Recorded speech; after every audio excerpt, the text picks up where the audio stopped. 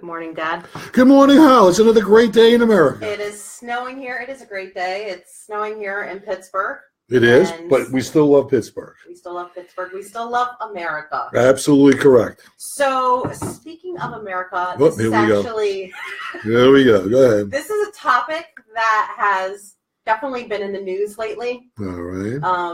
And from personal experience, I am basically surrounded by gun-toting family members.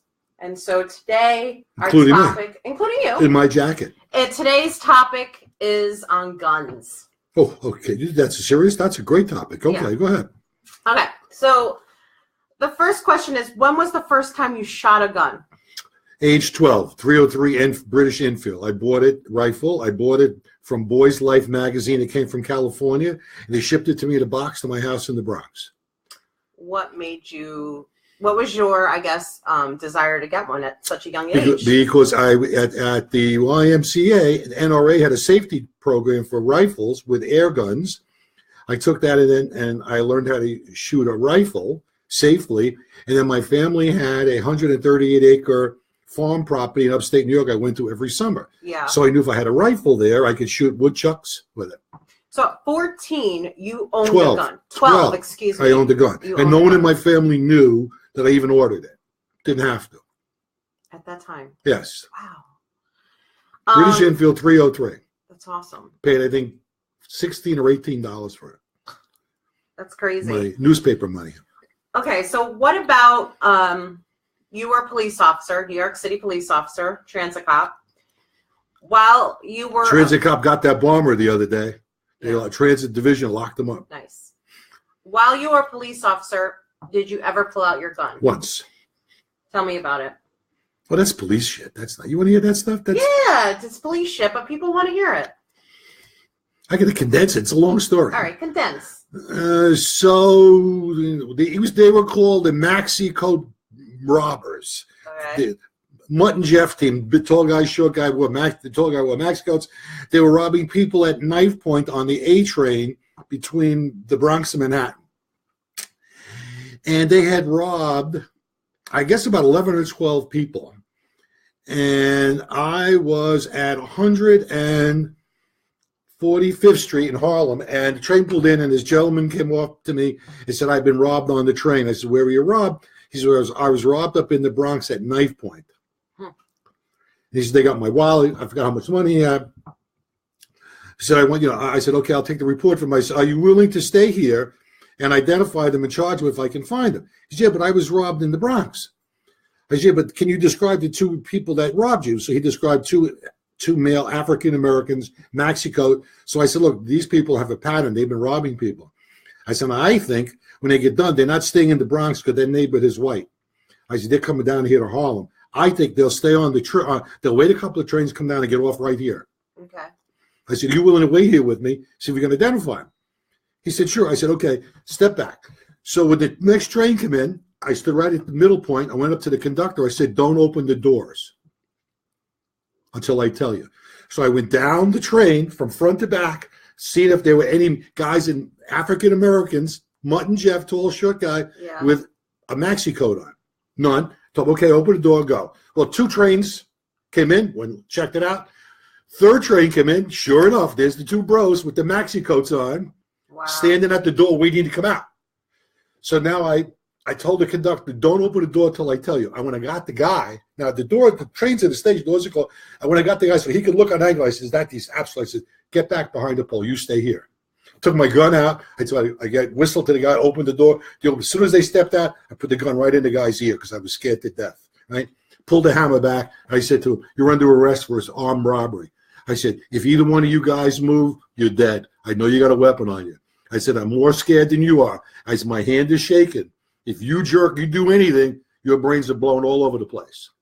Oh my gosh. Yeah. So anyway, you got to understand, white cop in Harlem, okay? Yeah, I get it. White complainant, completely surrounded. So in the meantime, I'm on my radio yelling for help. Yeah. Down comes everybody. We locked the guys up. Took them away. The detectives, because that's a big time arrest. They took the arrest. So these were serial Yeah, they robbed robbers 11. They had robbed 11 people over a period of a couple of weeks. Wow. So the detectives took the arrest because it was a big arrest. Yeah. Okay, but I got credit for it. A couple of days go by, I'm in the office, and an older couple came in, they're probably younger than I am now, came in, and they asked to speak to me. Yeah. And I came out, and I said, yes, can I help you? They said, I want to thank you for not killing my son. What? They said, my son was in Vietnam, came back all messed up on drugs, and he said, I know that you could have possibly shot him, and you didn't. You restrained yourself. They said, I want to thank you for saving my son's life. That's amazing. What a great story. Only time I ever pulled my gun. Only time. Yep. And never, I guess, had to shoot, you No, know. absolutely. I never pulled my gun out again ever since then. Yeah.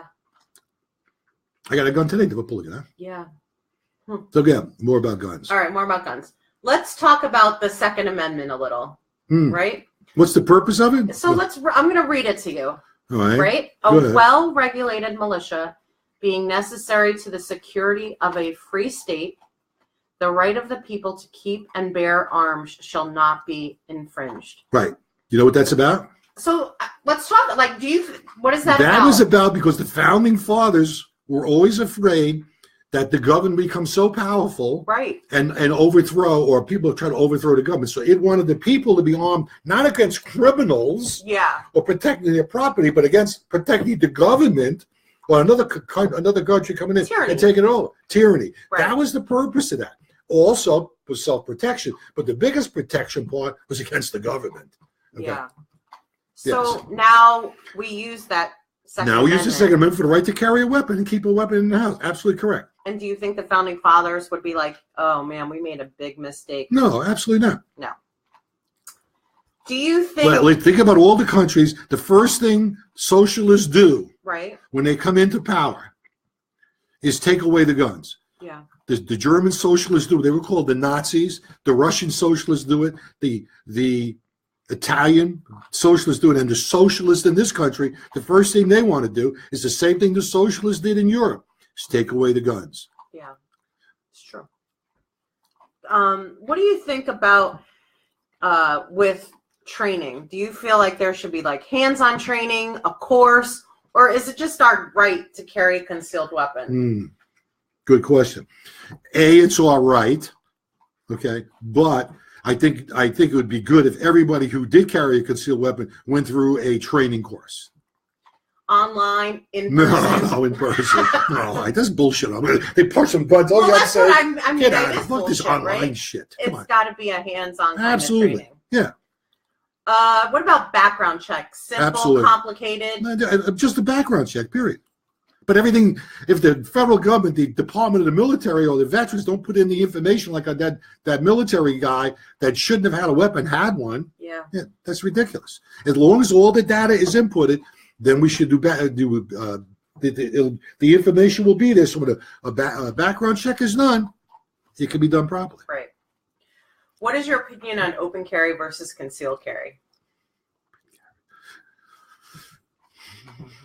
I don't like open carry is BS. Okay, open carry is BS. Open carry, please. If let's get real about open carry. All right.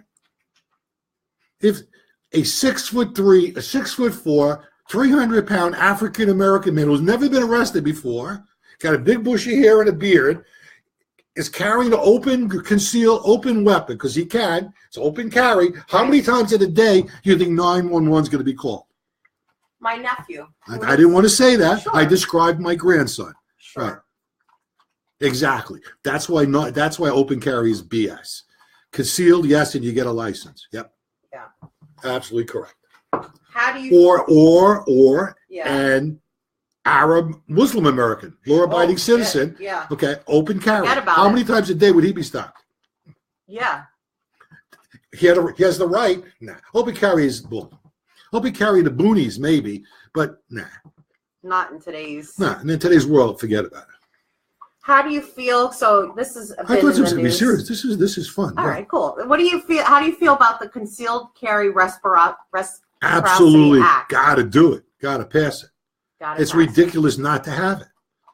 Ridiculous. Right. So Mike has a permit. My grandson has a concealed carry permit, but he can't go outside of Pennsylvania. That's in New Jersey. Ridiculous. Yeah. But you have a permit because Mine's a different. Mine's a retired police officer, 50 state deal. It's different. It has nothing to do with and only police officers have that. the more than 10-year service. Yeah. Okay. And how often do you have to get it renewed? Good question. It has to be renewed, and every year I have to requalify. Every year? Every year I have to requalify. So I have a retired federal.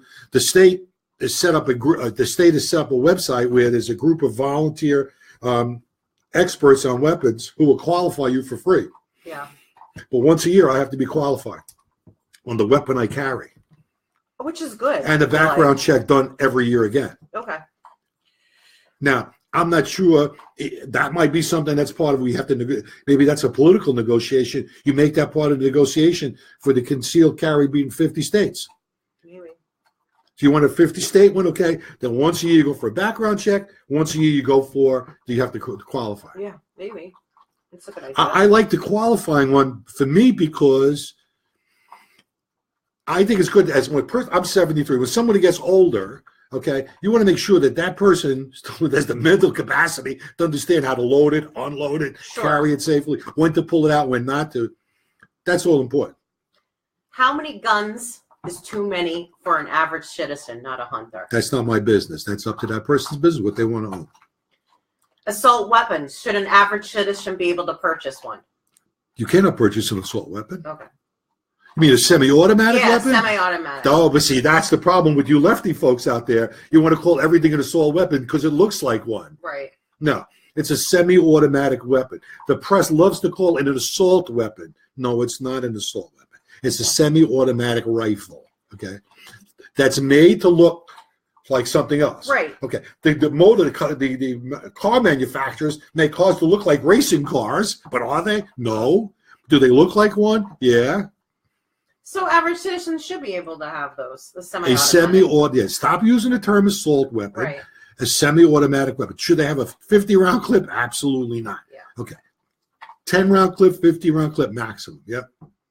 What do you see? And this is actually the last question. That's all this. I thought this was going to be. I thought you said serious. This ain't. I mean, it is a serious topic. That's a bullshit. I topic. mean, it's what is- not serious. It's serious because the left has tried to make it so. It's not. It's a very simple topic. Yes. You got to write. Okay. Okay. It's a simple topic. They would have taken that right away. Like all the socialists did in Germany, all the socialists did in Russia, all the socialists did in Spain, and all the socialists did in Italy. And the socialists in this country want to do the same thing. So that is my last question. Where do you see the future of guns in America? I think that 50-state deal is going to pass. And then the socialists can stick this stuff up their ass that they've been trying to take away because they'll never get it away. That is Listen to Lou, motherfuckers of the world. Absolutely. They motherfuckers better unite around this one. All right. Thanks, Dad. You're welcome.